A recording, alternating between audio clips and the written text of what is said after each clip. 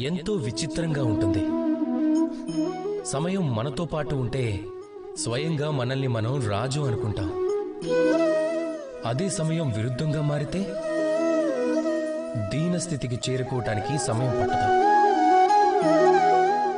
అందుకే మనుషులకి ఒక అలవాటంటూ ఉంది. చెడు సమయం కొరకు ఎంతో కొంత దాచిపెట్టుకుంటారు.